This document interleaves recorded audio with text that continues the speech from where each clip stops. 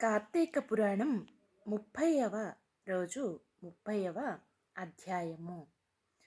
కార్తీక వ్రత మహిమ ఫలశ్రుతి. నైమిషారణ్య ఆశ్రమములో శౌనకాది మహామునులకందరకు సుత మహాముని తెలియచేసిన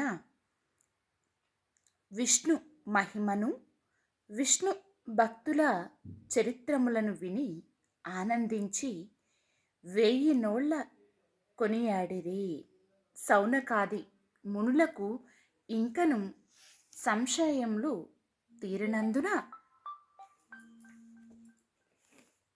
సుతుని గాంచి, ఓ మునితిలకమా, కలియుగమందు ప్రజలు అరిషడ్వర్గములకు దాసులై అత్యాచారపరులై జీవించుచు సంసార సాగరము తరింపలేకున్నారు.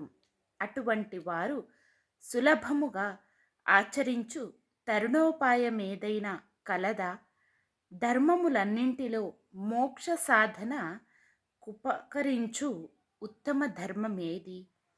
దేవతలందరితోనూ ముక్తినొసంగు ఉత్తమ దైవమెవరు?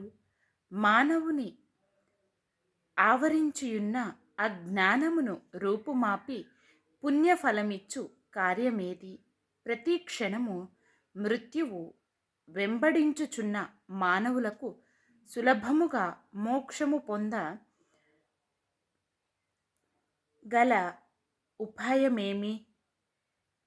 హరినామ స్మరణ సర్వదా చేయుచున్న మేము ఈ సంశయములతో నున్నాము కాన దీనిని వివరించి తెలియజేయమని కోరిరి. అంతా సుతుడా ప్రశ్న లాలకించి, ఓ మునులారా, మీకు కలిగిన సంశయములు తెలుసుకొనవలసినవి. కలియుగమందలి మానవులు మందబుద్ధులు. క్షణిక సుఖములతో నిండిన సంసార సాగరమును దాటుటకు మీరడిగిన ప్రశ్నలు మోక్ష సాధనములు కాగలవు. కార్తీక వ్రతము వలన యుగాది క్రతువు లొనరించి పుణ్యము, దాన ధర్మ ఫలము చేకూరును. కార్తీక వ్రతము శ్రీమన్నారాయణునకు ప్రీతికరమైన వ్రతము. ఇది ఇన్ని వ్రతముల కంటే ఘనమైనదని శ్రీహరి వర్ణించియున్నారు. ఆ వ్రత మహిమ వర్ణించుటకు నాకు శక్తి చాలదు. అంతియే కాదు, సృష్టికర్తయగు ఆ బ్రహ్మ దేవునికి కూడా సఖ్యము కాదు. అయినను సూక్ష్మముగా వివరించెదను. కార్తీక మాసమందు ఆచరించవలసిన పద్ధతులను చెప్పుచున్నాను. శ్రద్ధగా ఆలకింపుడు. కార్తీక మాసమున సూర్య భగవానుడు తులారాశి యందున్నప్పుడు శ్రీహరి ప్రీతి కొరకు మనకు ముక్తి కలుగుటకు తప్పనిసరి నదీ స్నానము చేయవలయను. దేవాలయానికి వెళ్ళి హరిహరాదులను పూజింపవలయను. తనకున్న దానితో కొంచెమైన దీపదానం చెయ్యవలయను. ఈ నెల రోజులు విధవ వండిన పదార్థములు తినకూడదు. రాత్రులు విష్ణు ఆలయమున గాని శివాలయమున గాని ఆవునేతితో దీపారాధన చెయ్యవలయను. ప్రతిదినము సాయంకాలము పురాణ పఠనము చెయ్యవలయను.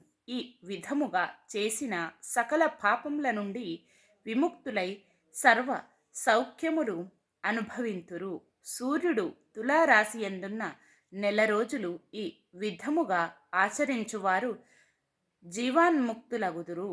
ఇట్లు ఆచరించుటకు శక్తి ఉండి కూడా ఆచరించక గాని లేక ఆచరించువారులను చూచి ఎగతాళి చేసిన వారు, వారికి ధన సహాయము చేయువారికి అడ్డుపడిన వారును ఇహమందు అనేక కష్టముల పాలగుటయే కాక వారి జన్మాంతరమందు నరకములో పడి యమకింకరుల చేత నానా హింసల పాలు కాగలరు. అంతియేకాక అట్టివారు 100 జన్మల వరకు చండాలాది హీన జన్మలెత్తెదురు. కార్తీక మాసంలో కావేరీ నదిలో కానీ, గంగా నదిలో కానీ, అఖండ గౌతమి నదిలో కానీ స్నానమాచరించి ముందు చెప్పిన విధముగా నిష్ఠతో ఆచరించిన వారు ఇహమందు సర్వ సుఖములను అనుభవించుటయే కాక జన్మాంతరమున వైకుంఠవాసులగుదురు.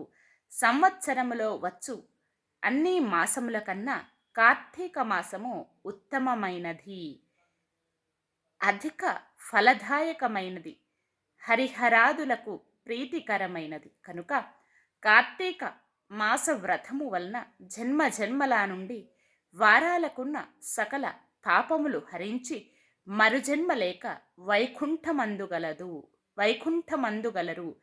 పుణ్యాత్ములకు మాత్రమే ఈ వ్రతమాచరించిన ఎడ వ్రతమాచరించిన పుణ్యాత్ములకు మాత్రమే ఈ వ్రతమాచరించవలెననేది కోరిక పుట్టును. దుష్టులకు, దుర్మార్గులకు, పాపాత్ములకు కార్తీక మాసమన్నా, కార్తీక వ్రతమన్నా ఏ ఆవగింపు అసహ్యము కలుగును.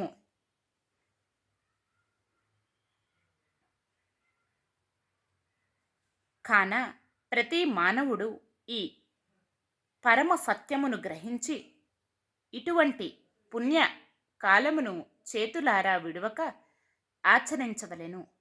ఇటులా నెల రోజులు చెయ్యలేని వారు కార్తీక శుద్ధ పౌర్ణమి నాడు అయినను తమ శక్తి కొలది వ్రతమాచరించి పురాణ శ్రవణము చేసి జాగరణము ఉండి మరునాడు ఒక బ్రాహ్మణకు భోజనమి ఈడినచో నెల రోజులు చేసిన ఫలముతో సమాన ఫలము కలుగును. ఈ మాసములో ధనము, ధాన్యము, బంగారం, గృహము, కన్యాదానములు చేసినచో ఎప్పటికీ తరగని పుణ్యము లభించును. ఈ నెల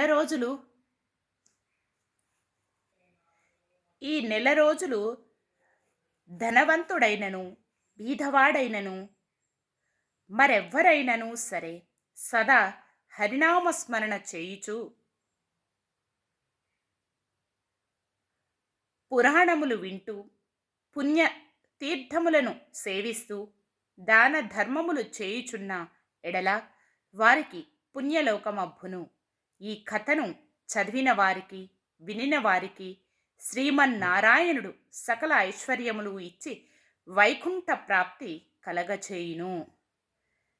త్రింశాధ్యాయం 30వ ఆఖరి రోజు పారాయణం సమాప్తం. ఓం సర్వేషాం స్వస్తిర్భవతు. ఓం సర్వేషాం శాంతిర్భవతు. ఓం సర్వేషాం పూర్ణం భవతు. ఓం శాంతి శాంతి. కార్తీక దామోదరాయ నమః. ఓం నమః శివాయ.